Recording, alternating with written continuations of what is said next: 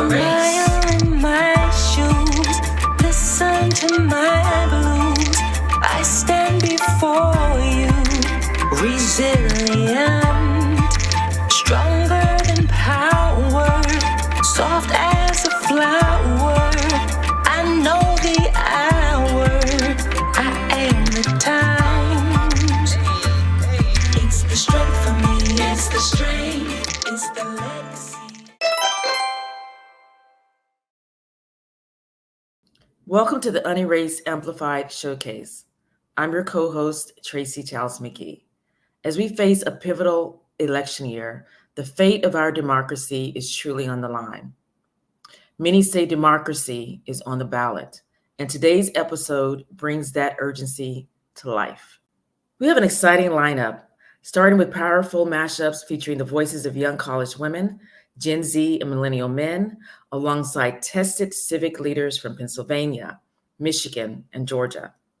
Then our very own Levi Perrin sat down with MacArthur Genius Award recipient Desmond Meade, who has been a tireless advocate, leading the fight to restore voting rights for 1.4 million Floridians and countless others nationwide. And to wrap it up, our founder, Gwen McKinney, brings us a powerful conversation with Latasha Brown, founder of Black Voters Matter and the Southern Black Girls and Women's Consortium. This episode is all about action, power, and the voices that are driving change at the ballot box. Stay tuned.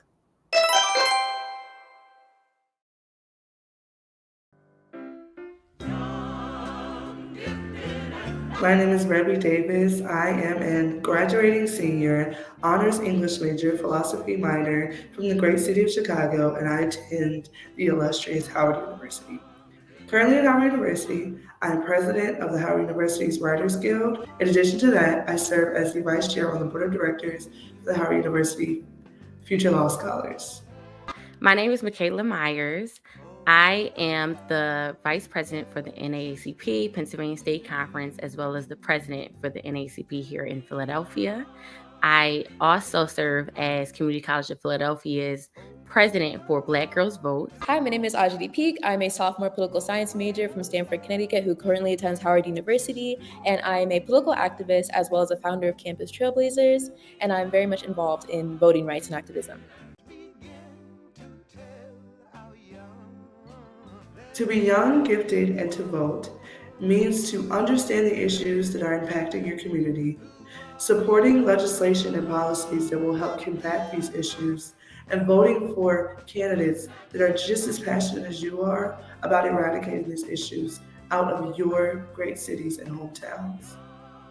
To be young, gifted, and vote, to me, there's power in those words.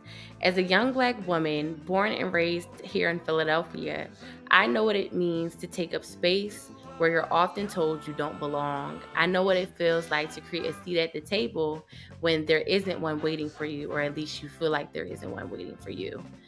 But I also know that change happens when we come together, when we use our voices as protest, our passion, and our vote to demand the future we deserve. And that's why I'm young, I'm gifted, and I vote. I feel like for so long, we've been told that voting isn't for us, that our voices won't matter in spaces of power. But I've been organizing, leading, and working with young people like you watching this across the state of Pennsylvania, across the city of Philadelphia, and I've witnessed the power of our voices, and I've seen the impact we can make when we show up and we show out. To be young, gifted, and vote is to be civically engaged, is to be aware of what's going on in your community, in your family, within your college campus, anywhere you go. Is to always be aware and to always advocate for those who are unable to.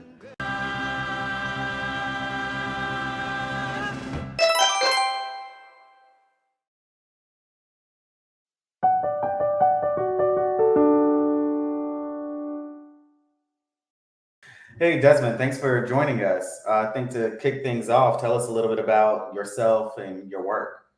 Thank you, Levi. My name is Desmond Meade. I am the executive director of Florida Rights Restoration Coalition, We are a statewide grassroots organization that's comprised of mainly people who've been impacted by the criminal justice system. And then our other members and staffers are people who have loved ones who's been impacted by the justice system. We tackle many issues. Our claim to fame is around democracy, where we led an effort in 2018 in Florida to reenfranchise over 1.4 million people with a previous felony conviction, so they'll be able to have access to the ballot box. But we also deal with the other challenges that people face once they've been in the criminal justice system, and we attack like access to democracy, economic mobility, and also combat a narrative that basically says that some lives are just less valuable than others. Yeah, that's great. I've been reading a lot about your background, and I wonder if there was a moment for you that you realized working with voting rights and people returning home from incarceration was going to be part of your life's work. Was there like a moment that sparked that, where you said, you know what, this is what I think I'm meant to do?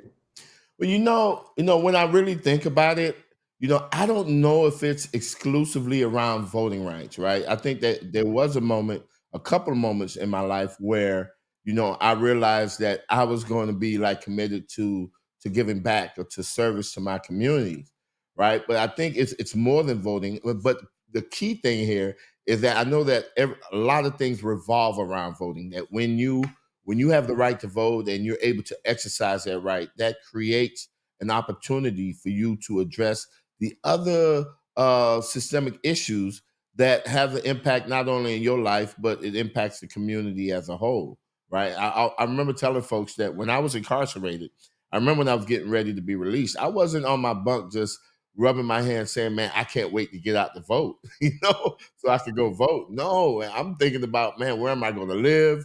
Will I be able to find employment? Am I going to be able to have a family and enjoy life after going through what I went through that caused me to be incarcerated, right? And so I know that there's just so many other things out there. But then when I was released and I went through a period of time where I was out there on the street again, homeless and hooked on drugs, that transformation actually created a deeper yearning, right? And that yearning was, first of all, to make my life significant, right? And to engage in things that would, at least when I do die, I know that I have done something to make this world a better place. And so there's a much deeper yearning to actually elevate my community, my state, even this country, right, to a level that it hasn't been on in quite some time. Actually, to a level that it's never been on. Work like that is, I think it's one work that we need, but also it's never ending in a way. So what keeps you motivated and committed to it? Because I'm sure you have days where it is mentally and even emotionally exhausting for you, but there's something that says, there's an energy source coming from somewhere else that fills in those points. So what is that for you? And that is really a connectivity with the universe, right? Which also includes, believe it or not, just the relationship I have with my wife, Sheena. I always tell folks, and I wrote about it in my book about when we first met, how I instantly recognized who she was, all right, and that was that she was God's gift to me, right, for something that was greater, right, than I could even imagine. And I remember when I proposed to her, I told her that God had brought us together, right? The universe brought us together to engage in something that was bigger than me, her, or us combined, right? And that was really to take the pain and the trauma that we've gone through in our lives, right, and use it in such a way to improve the lives of others, right?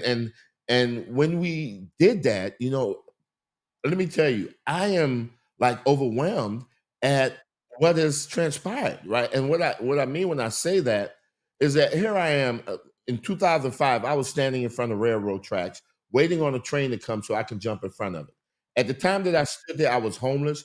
I was addicted to crack cocaine. I was unemployed. Matter of fact, and recently released from prison, right? And I didn't see any light at the end of the tunnel, right? And to go from that person to eventually getting a law degree, starting an organization that helped to re-enfranchise 1.4 million Floridians, to being named Floridian of the Year, to being named by Time Magazine one of the 100 most influential people in the world, to being named a MacArthur Genius Fellow, and then last year to have my organization actually be the first organization led by justice impacted people to be nominated for the Nobel Peace Prize by the same organization who nominated Dr. Martin Luther King Jr., right? To have all those things transpire like that, that to me was continuous confirmation from the universe that we was doing the right thing, that I was doing the right thing. What are some things that you think are working very well for your work there that you would like to see nationally, or some things that other people and places can learn from what you're doing? Wow. So let me just first say this, right? That I remember when I was homeless, and I was homeless for over 10 years, right? And I remember one point, I remember talking to someone, a fellow person that was homeless, and I never forget when they asked me, when is the darkest part of the night, right? And I struggled with that answer. And finally, that person told me it's right before dawn, right? And I have consistently seen throughout my life that at the darkest, most trying points, right? If you could just hold on, right, and push through, man, a beautiful a sunset appears. I mean, not a sunset, a sunrise. A beautiful sunrise appears right around the horizon. And so I've constantly held on to that. You know, whenever it gets rough in the work, I know, okay, a blessing is coming. You know, daylight is coming, and it always does that. And so when I engage in my work, that is one of the underlying messages for folks that listen, we see our country right now, there's so much hatred and fear going on. So many folks are getting disenchanted or apathetic about even participating in elections, and I mean, we're seeing a violence, pop its head up in all sorts of places in this country, and it's so easy for a person to be depressed. But I tell folks that, while it seems like the country might be on fire, right? What we do know is out of the fire could emerge a phoenix, right?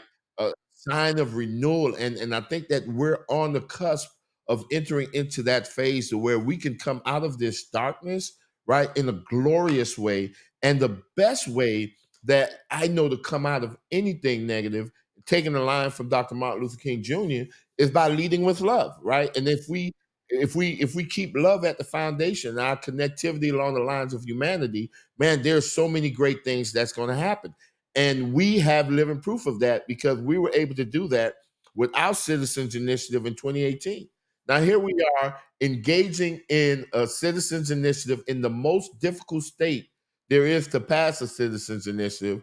We were dealing with the most controversial subject at the time, which was whether or not a person with a felony conviction should be able to vote, right? And we was doing it in one of the most divisive states in this country, which is Florida, right? And so every expert would tell you that, wait a minute, you don't have a snowball chance in hell of even getting this thing on the ballot, much less getting a super majority of voters to actually vote yes.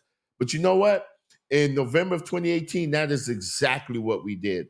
We had more people vote for our initiative, right? That voted yes for our initiative than they did for the governor of the state of Florida, right? And we had such a broad cross section of people, over 1 million Republicans, right, voted for our initiative. And to me, that was an amazing example because we didn't engage in typical campaigning tactics of trying to scare people into voting or motivate people to fear or anger or whatever. Our campaign was rooted, right, and driven by love. Look, I appreciate this, Desmond. This was a great talk. I feel ready to hit the day. So I hope you do as well. Thank you so much.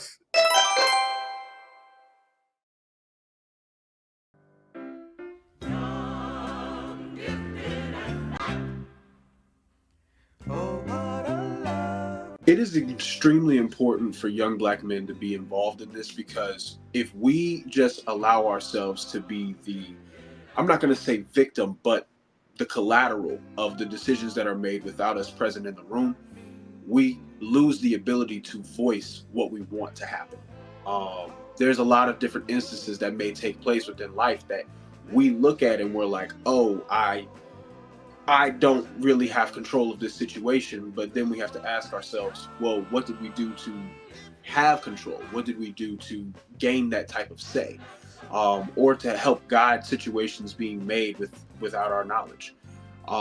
And with voting, that allows for us to have at least one more foot into that doorstep. Of course, there are other ways for the voices to be heard, but there needs to be action that's put into those words. And voting is just one of those ways. Just, going through this whole journey with the Florida Rights Restoration Coalition, the biggest things I always tell people is that, it may not impact you right away, but it can impact your loved ones or someone that you know are closest to, or just give people a fair chance to share why they don't vote, why they're not engaged versus trying to force things on people. I've seen that that's one of the easiest ways to give those individuals the opportunity to share their beliefs or share their opinions of why they feel that the system may be broken, and then try to come back around and rebut them with some type of solution that can move them and get them into some type of action.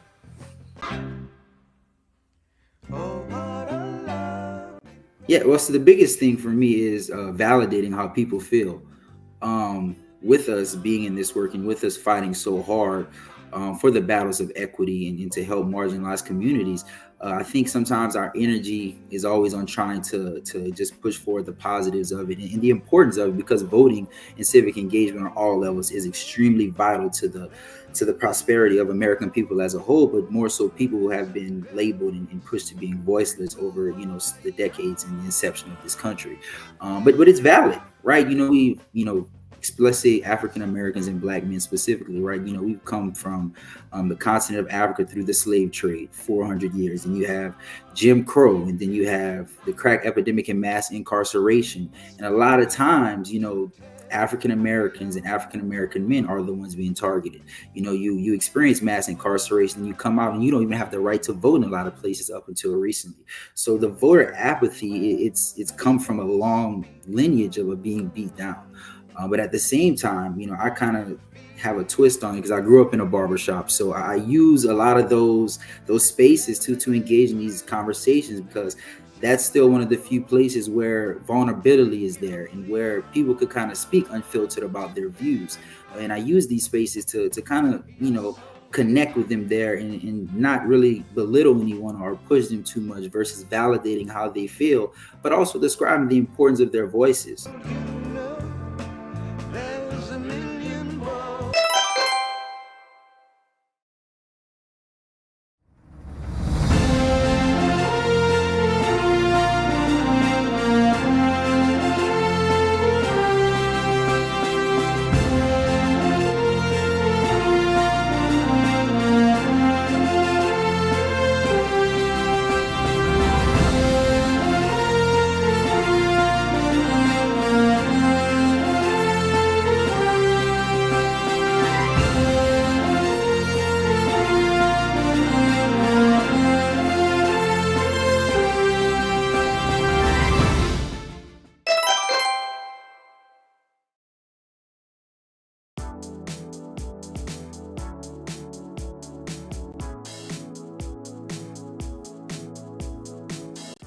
I want voters to know that this is a very critical election, and one that will decide many things that will directly impact our future, our country, and the livelihoods of our families.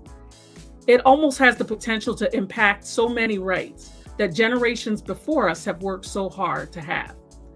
Our voice is power, our vote is our voice, and if we do not vote, we are powerless. So Michigan is usually a battleground state. We are a very strong and diverse state, working a lot with the unions, so people have a lot of opinions. And so making sure that everyone is fully educated and able to understand what exactly is going on at the federal level. being a big car industry, a working class state, having someone who represents us that is for working class people is very important. And so we make sure that in Michigan, education is one of the biggest things that we do year round with our constituent base, with our residents. We educate them on the policies, we educate them on the platforms of the individuals who are running, but we really do look at the values of people. You can be white, Black, Arabic, Black, Latino, but we really focus on values because there are so many differences that we have, but our values really do hold us together. And so making sure that people understand the values of the candidates that are running is really important. And this year, like no other year, we have been working to educate people. This election is so critical for our own survival. We always say that every election has consequences and it's the most important election of our lifetime. But I truly believe that this one is. What's on the ballot is our legacy. It's our lives. It's our values. So we're talking about kitchen table issues and pocketbook issues. We're talking about healthcare. We're talking about Medicaid expansion. We're talking about affordable housing and access to transportation. So this election is really about your values and your voice. And so we need people to come out and vote as if their lives depend on it, because it really does.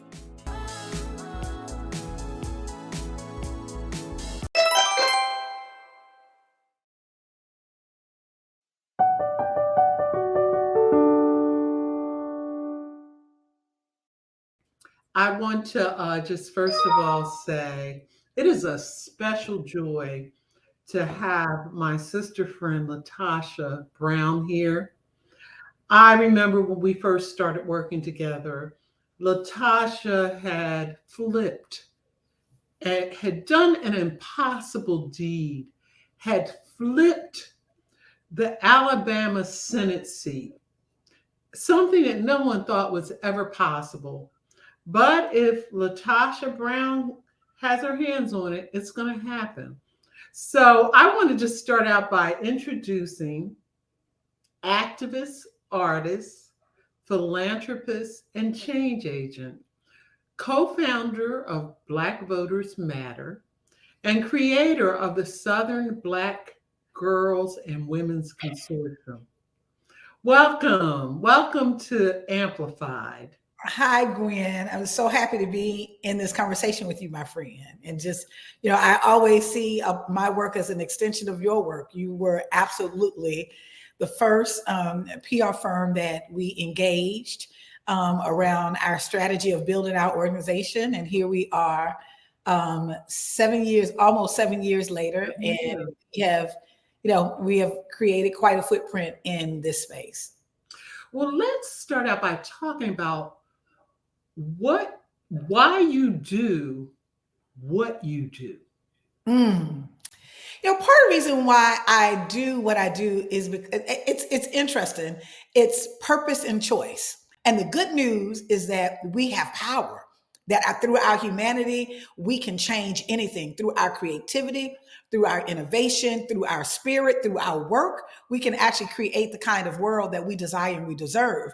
And I think part of the biggest barrier of my work is not necessarily being about trying to convince people to vote or getting them to believe in this process. What I want people to believe in is themselves. That ultimately, if I would say the greatest barrier that we come up against as we're organizing, it's not the voter suppression, although that's quite intense and prevalent and has increased over the years. It is not racism, although that has just been amplified to all kinds of levels based on this racist ticket that we see running right now. But really, our biggest barrier is really around our belief in ourselves. If we get people to believe in their own power, we can change the entire world.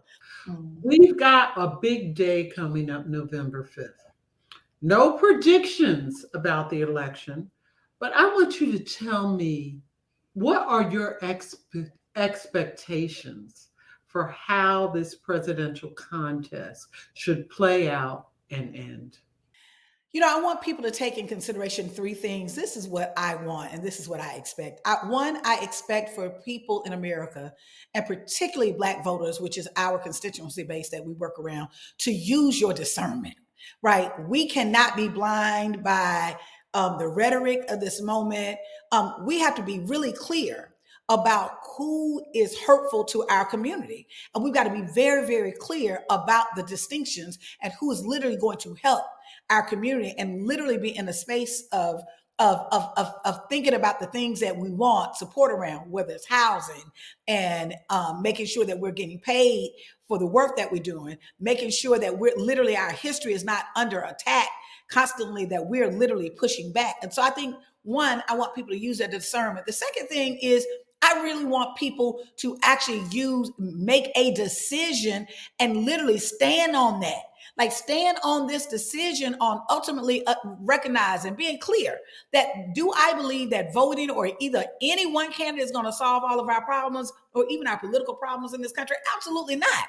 Like, that's not what my belief is. What I do believe, though, is we've got to have the kind of discernment that we can make a decision that is really rooted in the facts and not rooted in information that someone tells us so they can exploit our pain, or people who align themselves with efforts and policies that hurt us, that ultimately we're in this space of what we've been seeing as an increase in attacks on Black history, that we've seen the banning of books. We've actually seen the whole question around a woman's agency and power over her own body, recognizing as a Black person in this country, the last entity on the face of the earth should be telling Black women what to do with their bodies. It should be the government or any kind of court system in this space. Like, really looking for, how do we best align? What candidate do we best align with that actually will create some space for us to build what we've got to build? I don't expect this candidate to build the world, any candidate to build the world that I want to see. I'm going to build that, and my community will build that. But I do believe that government has to do its part. That as taxpayers, we should be demanding the kind of policies that are going to actually take us and bring more resources in our communities, or the kind of policies that are going to make sure that they protect us, or the kind of policies that actually help us advance politically, but also economically and socially. And so I think that's important for us to really make a decision based on that, based on the facts, not just what we're hearing for someone who wants to exploit our pain or really manipulate the moment at hand. And then the third thing that I really think is important is defense. And what do I mean by defense? When someone is coming against your community, when someone aligns themselves with white supremacists, when someone calls for the execution of Black men or Black people, we can't take that lightly. We can't just act like that's a fly by night.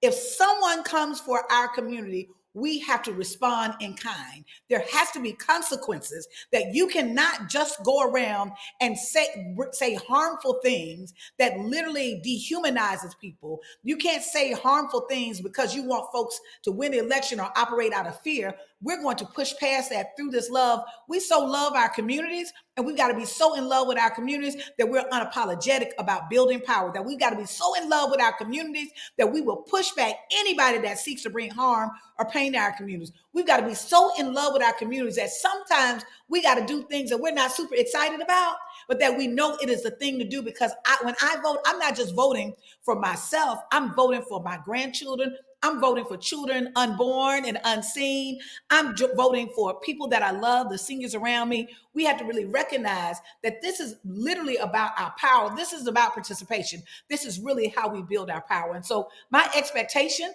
is that Black folks will center themselves. You know the history of this country. You know the dog whistles. We ain't got to tell you what the dog whistles and what they look like. And you've got to really understand what is at stake. And you've got to know that we need you.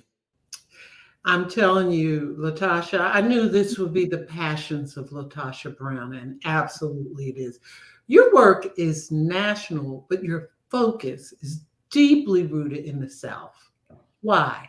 Absolutely, because I think the majority of Black people live in the South. So the most concentrated number of Black people are in the southern region of the United States. So, and I think that that's important. I also think it's important that when you see the roots of racism, when I think about, I always say this, that when I think about kind of the financial center, I think about New York, sometimes Chicago, but New York. When you think about, the entertainment hub of the nation, you think about California, when you think about like who has been like the hub for white supremacist policies, Right? It has been the South. And so part of what you have to do is to literally cut down this tree of racism. You got to uproot it. You got to go where the roots are. And the roots of resistance also are in the South. And so the truth of the matter is, in the former Confederate states, we see a lot of this regressive policy. Now, it does not mean that the one thing about racism is national. So we can find that anywhere, right?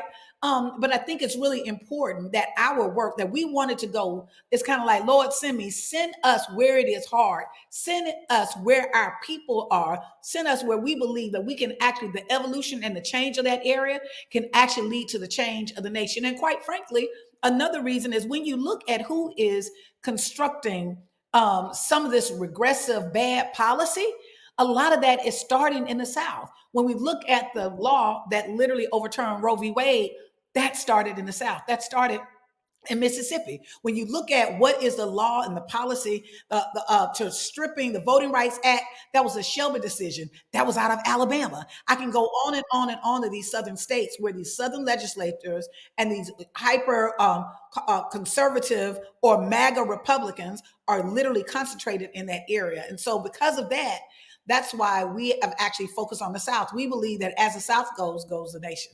So I want to end our conversation about the power in our vote, Latasha, with a twofold question. And regarding the power in our vote, what keeps you up at night, one, and what gets you up in the morning? So, I think the one thing that keeps me up at night is how do we amass enough power that we can hold those accountable that continue to move the goalposts? That because what we see is that literally there is, even now, the level of voter suppression that we're seeing, there's been over 350 voter suppression bills that have passed throughout the nation, and that's a direct result. That's a backlash from us showing up. There's this narrative that we don't show up. That's not true. That we are actually showing up on par with our white counterparts. And that's a really big deal given that they have mostly benefited. They've gained the bulk of the benefit economic, politically, and socially in this nation. The fact that we're literally voting on par is really reflective of how amazing Black people are. And we have to really understand that. And so I think even having a healthy critique of this system is a very powerful thing, because part of what we want to see is we want to see the America that has not yet been born. We want to see that America that is more inclusive and representative and reflective of the people that make up this nation. And so I think the one thing that keeps me up at night is how I think I brought up discernment earlier, because I do believe that is a matter of discernment, that part of we have to understand that our power is not about who can entertain us best, that who can sell us who is the best car salesman, that ultimately we have to recognize that if things will change, it will be because of us. What that means is that every single tool that is available to us, we have to use our economic power, we have to use our social power. We're culturally too rich to not literally have what we need in our communities, and we've got to use our political power. The thing that gets me up in the morning is really joy. I am so grateful. Here I am, a Black woman, and this is 2024, and there is a Black woman leading the ticket. I don't care whether whether you're the Republican or Democrat. I'm saying aside from that, like even aside if you want to support her or not, the bottom line, and I'll say it by nonpartisan hat, the bottom line is the fact that there is a Black woman leading at the top of the ticket, first time ever in the history of this country, right? We should be celebrating that in itself. And yes, it has been a long road that's been paved by the Shirley Chisholms of the world, and the Amelia Boyingtons, and the Harriet Tubmans, and the Sojourner Truths, and the Ida B. Wells, and the Dorothy Heights. I can go on and the Fannie Lou's. I can go on and on around the women. Some we know their name, and the millions of women that we don't know their name, that actually sacrificed and did the work in spite of all that was happening. This is the spirit that we have to continue to go forward. Like, it's not just a matter of what it is in for me. What's in for me is that I know 2 and 3 generations from here that racism will be shifted, that my kids and my grandkids will literally have what they need, that I will literally be a demonstration for another generation to come and even work harder, a generation that actually be smarter, a generation that literally can create and break through some glass ceilings that we were unable to break through. And so, in this moment, what gets me up is really just the joy of our humanity, that in spite of all that I've seen and I've witnessed, when a people really believe in themselves, there is nothing you can do to stop us. I've seen that in the history of the people in Selma. There's only 600 people on that bridge, Gwen. And not only did they change the course of history, but they've inspired people all around the world because they dared to stand in the space of their humanity and organize from that place of that foundation of love. And so that's what gives me joy. Spoken like a Selma girl, right? That's right. I would like to say, in wrapping up with you, Latasha, Godspeed as you continue to be a magnificent force for good, for change, for love for our people. Thank you for joining us, but more, thank you for all you do. I thank you too. One, thank you for having me on the show. Thank you for this conversation. And thank you for holding space for Black women for so many years, for creating, using your own gifts and talents and skills. You have opened up a space for all of us, including myself. So I'm very grateful for you. Thank you, Gwen. So we share with you as we wrap up with Latasha, to you, our audience, we say thank you as well. Thank you for giving us your hearts and your minds and your ears and your eyes. We would like to wrap up by sharing earlier in the show, you saw the series of young people who are part of our video series to be young, gifted, and vote, and to be young, gifted, and bro. And they are just amazing. We were going to go back to be young, gifted, and Black. Let's travel back to that theme, where it began. And we're paying tribute to that amazing shero, the great Nina Simone, who will take us home this evening. So thanks for watching. And my last utterance is a 4-letter word: vote. Nina Simone, sometimes controversial and tumultuous, but always gifted, was ranked number 21 on Rolling Stone magazine's list of 200 greatest singers of all time. Born Eunice Wayman in 1933, Simone showed early talent on the piano and was provided with scholarships for classical training at Juilliard. When she was not accepted at Philadelphia's esteemed Curtis School of Music, she took a gig at a bar in Atlantic City where she sang and played piano. This expanded her repertoire, her vision, and her talents beyond the classical realm. She scored her first hit with a recording of Gershwin's I Loves You, Porgy. Yes, I loves you, Porgy. Don't let him take Despite the song's success, Simone earned no royalties because she had signed away her rights. That hard-earned lesson fueled future negotiations over creative control and catalog. Mississippi Goddam, a protest song written in anger over the killing of Medgar Evers and the Birmingham church bombing, became the first of a series of tunes addressing American racism. Her friendship with playwright Lorraine Hansberry inspired a song titled To Be Young, Gifted, and Black, which was also recorded by soul legends Donny Hathaway and Aretha Franklin. Racial injustice and marriage troubles prompted Simone to expatriate, moving to Barbados, Liberia, and France before eventually settling in the Netherlands. Her career has been honored with induction into several halls of fame globally, and Mississippi Goddam was elected into the National Recording Registry of the Library of Congress for permanent preservation and study. A fierce warrior for justice, Simone refused to accept anything less than what she was due in both her art and activism.